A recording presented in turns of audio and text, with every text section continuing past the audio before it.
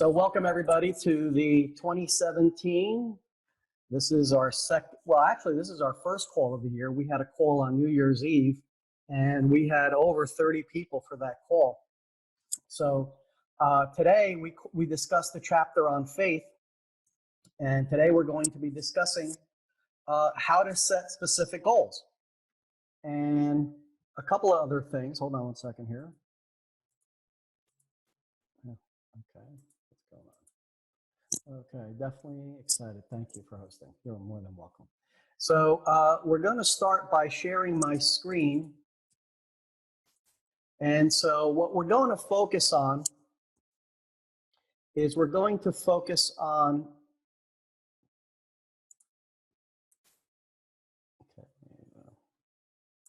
okay. So what we're going to focus on is accomplishing our goals. So we've all worked with goals before. I mean, goal setting is nothing new to any of us. However, why is it that most of us fail at goal setting? You know, in fact, odds are that you will fail again this year in setting and achieving your goals. If you haven't achieved them before, well, there's specific reasons. And what we're going to discuss today is exact strategies and tools that you can use to virtually or dramatically guarantee that you'll accomplish your goals this year. Now, that's a bold promise, and I intend to deliver on it. So I want you all to be glued to the screen, and I hope that you're all on video so you can see my PowerPoint presentation, because there's going to be a ton of stuff going on here today. And at the end of the call, I'm going to share with you how you can get a copy of the Secret Productivity Report that's going to show you how you can increase your productivity by over 1,000%. You'll be getting more done in 25 minutes than you've done previously in a day. Because after everything is said and done, there are certain things that work in terms of achieving your goals. Now, most of us are goal setters, but very few of us are goal achievers. And so my purpose, my objective today is to turn you from a goal setter to a goal achiever and have you achieving your goals in 2017, all of them. And we're going to talk about a couple of things. Number one, we're going to talk about how many goals you should have. You know, is it important to have more than one goal? What kind of goals do you focus on? So let me introduce myself for those of you that have not been on my call before. My name is Bert Herna, and I'm a peak performance coach. And what that means is that I was a regional vice president of marketing for Prudential for 12 years. I ran 3 states. I managed over 150 district offices, 5,000 salespeople, 150 district managers, and 1,500 sales managers. Prudential Financial Services, not a small company. I accomplished that when I went to, it took me 12 years to accomplish that, and I went to work with them at age 12. Oh, sorry, age 22. I wish it was age 12. I would have been done more. So I had come from a background of knowing what works in a commission-only scenario, because that's how Prudential structured everything. All the financial advisors were on straight commission. And when you are on straight commission, you either succeed at accomplishing your goals or you leave the business because you can't afford it. You know, nobody's going to pay you in the insurance business or in financial services. Nobody pays you for no production. So I come from the world of getting results. If at the end of the week I don't earn money, I don't have money to pay my food bill. So the first goal that I set when I was 22 years old was to make $100,000 before I turned 25 years of age. Okay, my English teacher had told me that if you're not earning over $100,000 by the time you're 30, you're a failure in life. And so I took that personally, and I decided that I would set my goal to make $100,000 by age 25, because I figured if I failed, I still had 5 years to figure it out. Well, before I turned 25, I made $123,000. And believe me, I had no idea going into it how I was going to do it. But I knew that I wanted to do it. I had a very big why, and I worked on my believing that I could do it. And I didn't focus on the how. because I knew that if I had a big goal, I had plenty of belief, and I had a big why driving me, that I would figure out the how. See, most people say things like, I can't do that, I can't afford that. And so therefore they cut off every possibility of accomplishing their goals. Because it's when you say, I don't know how, but I will figure it out, that things start to happen. And all of a sudden, the ideas, the money, the resources, the people start showing up. Why? Because you're looking for it. If you've ever been in a situation where you needed something and you didn't know how to get it, but you focused on getting it and you explored every possibility, every solution, you probably found the solution because you were looking for it. But when you say, I can't do that, or I don't know how to do that, or I don't have the money to buy that, you immediately close off all possibilities. And so one of the most important things that you can understand about goal setting is that it's just as much about your belief in yourself and in your abilities as it is your why. And in my opinion, it's more about your belief than the why. But today we're going to discuss how you can do that. We're going to give you specific strategies. And if you'll hang with us till the end, this call is going to last approximately 45 minutes. And if you'll hang till the end, I'm going to share with you how you can get the secret productivity report, and you're going to get some resources that I'm going to be talking about on the call, where you can go online and get these resources and immediately begin to implement them to become even more productive. Because at the end of the day, what's going to make the difference between success and failure is not only knowing what you want, but then taking the action and focusing on taking that action without being distracted. And that's what we're going to focus on today. So I hope you're here and I hope you're alert. If not, I want you all to get a cup of coffee and get excited, because we're going to really dig in today and go to work. As I said in the email, roll up your sleeves. I hope you're writing this down, because our conscious brain is really not that great at remembering things. But if you use as many things as possible, you write it down, you listen to it, then you'll be able to do it. And this call is being recorded, so there will be a replay posted later today, so you may listen to it more than once. So everybody knows about goals and goal setting. So why is it so few people accomplish them? Well, number one, the reasons that there was a study done by the Dominican University in which they analyzed why there's been a report called the Harvard study or the Yale study that said that 100 people that graduated from Harvard or Yale went through life, and at the age of 65, they went back and analyzed the 100 students, the 100 graduates. And what they found is that 3% of the people that had gone to college at Yale or Harvard, wherever the fake report was done, accomplished their goals. And they looked at what they did, and they found that number one, they all had written and specific goals. Please write that down. Written and specific. Not generalized. Nothing like I want a new car, but I want a Mercedes-Benz SL 550 convertible, lunar metallic blue with a burl wood trim. Exact. Second, they reviewed their goals on a daily basis. They affirmed them on a daily basis. Hold on one second.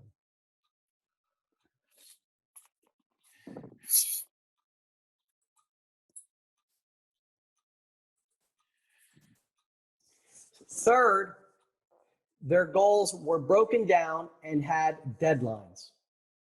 Now, the Dominican University found out that this report that has been talked about by many of the motivational speakers like Tony Robbins and Brian Tracy and Zig Ziglar and all those, they found that this study was an urban myth. It never took place. And so the Dominican University researched it and found that the reality was that there was 4 components to achieving your goals. One, they had to be written and specific. Second, they had to be written down. Third, they needed to be affirmed every day. Fourth, they needed to have deadlines. And the fifth, which I forgot about, I'll share with you in a minute. So what is going to lead us to accomplishing our goals? Is it desire? Is it having a big enough why? Are those the things that are going to help us to achieve our goals? Well, having a strong desire is very important to us. But what most people do is they decide what they want, and then what happens? They don't, I got to mute everybody because I'm getting some background noise there. They write down what their goals are, And then what is recommended is that you write down all the benefits to be gained and losses to be avoided. If your goal is to make $100,000 this year, you need to know exactly what you're going to get, what specific benefits you're going to receive from accomplishing that goal. And those benefits need to be emotional. It can't be, I'll be able to pay my bills. It has to be more emotional than that. How will making $100,000 affect your mother, your father, your sister, your brother, your wife, your children, your great-grandchildren? How will it affect them? And you have to write that down. And how will not accomplishing this goal, what are the benefits to be gained and losses to be avoided? What are the losses to be avoided? And you need to make that a very long and powerful list. I recommend that you handwrite it at first, and then you later on transcribe it or type it up and print it out so that you can review it every day. You see, the law of dominant thought is the most powerful thing. Paul Meyer used to say that you are where you are and what you are because of the dominant thoughts that you allow to occupy your mind. So if you're constantly thinking about that one goal and the benefits that are going to be gained and losses to be avoided from accomplishing it, and that's crystal clear in your mind, well, then it's going to be easier for you to stay committed, because at the end of the day, desire and a big enough why has to be there, because you need to be persistent. And the reason most people aren't persistent is because they really don't know why they're trying to achieve their goal. So the first time that an obstacle comes up, they quit. Now, I'm sure that this is not your first New Year's rodeo, right? Everybody here has probably set a New Year's resolution or has written down a goal. Why has it failed? Well, let's get into that. You've gone through this before. The question I ask you is what is going to be different this year? What's going to be different about this year than the previous years? Well, let me tell you a story about Gary Keller. Gary Keller is one of the principals in Keller Williams Real Estate. And he has a book that I would encourage all of you to read. You can probably grab a very inexpensive Kindle or a free PDF online. And it's called The One Thing. And what Gary Keller was doing is, when he was starting his agency, it was a small real estate agency. It wasn't the size of RE/MAX, Century 21, or any of the larger agents, real estate companies out there. And he wanted to take his company national. Okay, he wanted to be selling real estate throughout the United States. And so he brought in a consultant, and the consultant analyzed the company and said, hold on a second, let me just open that. Oh, okay. And the consultant said that you need to hire 14 people. To achieve your goal, you need to hire 14 people. And Gary said to him, 14? I thought it would be like 70 people. And so he said, no, just 14. So Gary started to go to work on it in getting these 14 key people that he needed to take his company national. And between the duties of being a CEO for his small company, it didn't allow him much time to focus on it. So Gary did something that very few CEOs do, and that is he resigned as CEO. He put somebody else in place, and he focused only on hiring those 14 people. And he began seeking out these 14 people one by one, and in a period of time, he accomplished that. And once he had these 14 people in place, he began having a weekly, or I forget, daily meeting. I'm sorry, it was daily. A daily meeting with these people every day. And he would ask them, what are the 5 top things that you need to do today that will move this company forward? And they would give him 5 things. And the next day he'd say, how did you do on those 5 things? And very few people accomplished it. So day after day, he was asking people for 5 things to get done that would move the company forward. And very few were getting it done. In fact, they were getting nothing done. So he changed it. He said, okay, what are 3 things that you're going to focus on today that'll move us closer to reaching our goal? Same thing. Finally, he realized that what made him succeed in getting the company moving in the right direction was by focusing on one thing. And that was on getting those 14 people. So he stopped asking about 3 or 5. And he said, what's one thing that you can do today that will move you closer to the goals for this company? And things just started to change, because all they did is focus on one thing. One big domino, and that's why you saw the image, one domino, one large thing. Now, for many of us, the biggest goal we have is finances. Most people set four types of goals or four goals in life. One is for career and financial. The other one is health and fitness. Third is family and relationships. And fourth is usually contribution, growth, or spirituality, or a combination of those. However, being that we live in a capitalistic society, it stands to reason that to accomplish any goals in any other areas, that we probably need money in order to accomplish it. If you want to have good health and be fit, you need to have money to join a gym. You need money to buy good, healthy foods. You might need money to buy supplements, et cetera, et cetera. If you have a great marriage, or you want to make a great marriage, and you're having financial difficulties and all the time you're stressed out because you don't have enough money to pay the bills and you can't go on vacation and you can't go to a nice restaurant every so often to take your wife or significant other out on a date, then you're not going to accomplish that. And you're going to, in that marriage, that relationship will be destroyed because of that. In fact, the number one reason for divorce in this country is money. Okay. And, you know, forget about going to college. College does not prepare us for life. It prepares us for a job. So once you understand that, that's why you take all these BS courses that really do nothing for you, that are really not applicable in life, because they need to put in filler. I mean, realistically, you could take a 4-year education, and if you take out all the bullshit courses, it could probably be completed in 2 years or less. So what must we do? So what I'm going to tell you to do is that you must set 4 goals for this year and no more. But the number one goal that you're going to focus on is income, increasing your income. And I'm going to suggest to you that you break down your year into 4 quadrants, 4 sprints, if you will, of 100 days. And so you're going to set your first sprint to go 100 days. And I don't say, when I say 100 days, I don't mean going 100 straight days, because I want you to work 100 days, but it doesn't have to be 100 straight days, because some of us don't work on Sunday. So you decide in advance what's the price that you're willing to pay to achieve the goal. For me, it's 6 and sometimes 7 days until April 15th. And what you're going to do is, once you set that 100-day goal to accomplish one thing and one thing only, what you're going to do is then break down that 100-day goal into 10 sprints. 10-day sprints. And so if my goal, for example, is to generate $60,000 by April 15th from a new business project that I started, that means that in my first 10 days, I have to generate $6,000. That's $600 per day. And so all I focus is on things that will generate $6,000 in 10 days, or $600 a day. And so I get laser focused. And that's what we all need to do. Now, what comes next? Well, the first thing we need to do, as we talked about earlier, is that you must know all the benefits to be gained and losses to be avoided. Why do you want to achieve this goal? You see, the goal in itself is nothing. It's what the goal represents, what the goal is going to make you. But you need to know why you're doing it.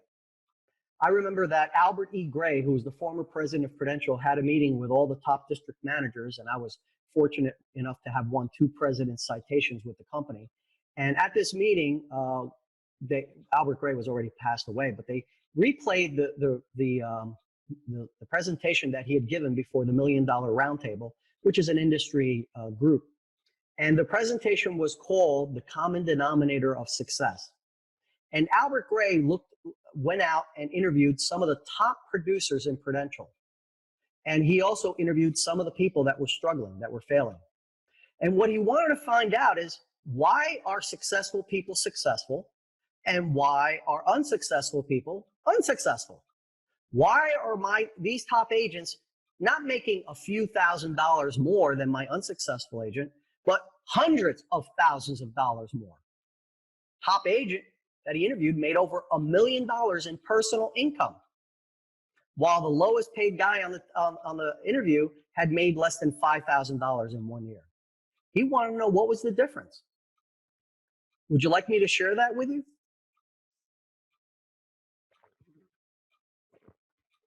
Well, let me take a second here to stop this PowerPoint presentation, and I'd like to unmute everybody, and perhaps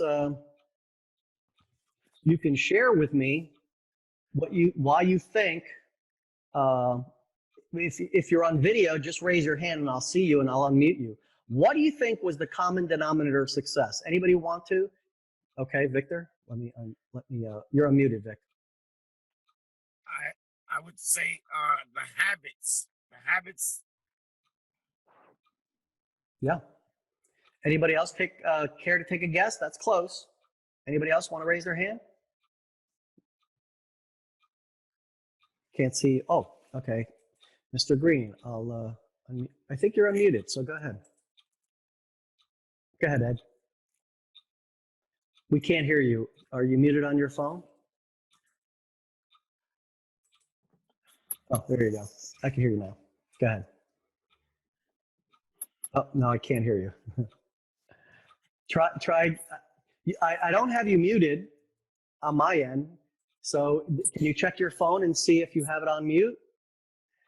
Or you can check the settings on, if you go on the dashboard for Zoom on the left side, you'll see the audio and you may be muted there on your end. You may have muted yourself. Doesn't look like it. Now, yeah, it is. Your microphone is muted.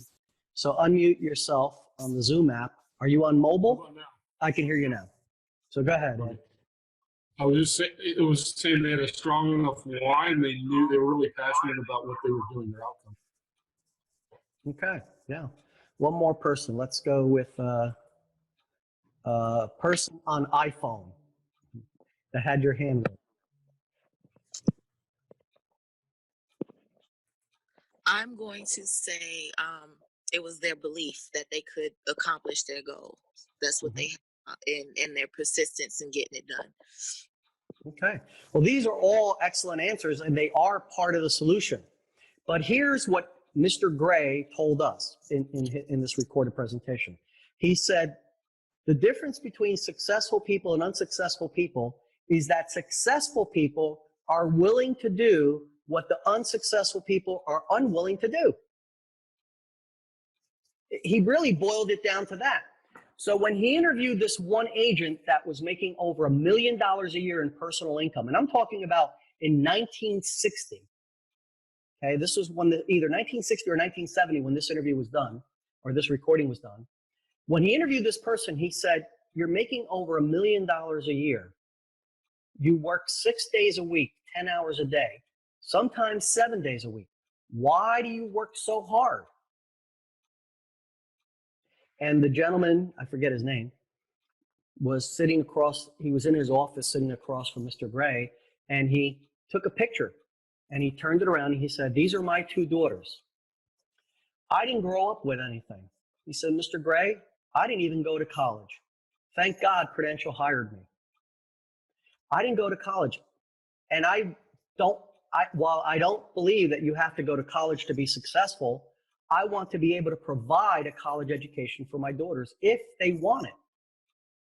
And growing up, our Christmases weren't anything to write home about. Rarely did I get a gift for Christmas, and when I did, it was usually one gift or something that was recycled. Sometimes it was hand-me-downs from my brother. I never had a new pair of shoes. I always wore his shoes or his sneakers because my family was very, very poor. So I decided when I joined Prudential that I would pay whatever price was necessary. I didn't care what I had to do, but I was going to succeed. And so while other guys in the office were going coffee clutching to the local diner and hanging out for a couple hours, I was getting in my car and going to see clients. While other guys were going home for dinner, I was bringing a peanut butter and jelly sandwich and I'd be driving to go see clients. When other guys were quitting at 9 o'clock at night, I was going to my next appointment at 9:30. And when guys were taking the weekends off, on Saturday specifically, I was going out and working Saturday till 9 o'clock at night because I knew I could see more people on a Saturday than I could during the week because I could see people in the morning, in the afternoon, and the evening. And while people were going to church on Sunday, so was I. But after church, I went and did business for 2 hours. And then after that, after 3 o'clock in the afternoon, I worked from 12 to 2. And after 3, because of appointments, after 3 o'clock in the afternoon, I went home and spent time with my daughters. But I felt great about spending time with them because I knew that I was going to be able to provide them with everything. They would not have to go with hand-me-down clothing, hand-me-down shoes, or hand-me-down. My computer just, I guess I had a little bit of a power slash here. Can everybody see me okay? Can everybody hear me? Hello? Can everybody hear me? Somebody, okay, everybody's frozen.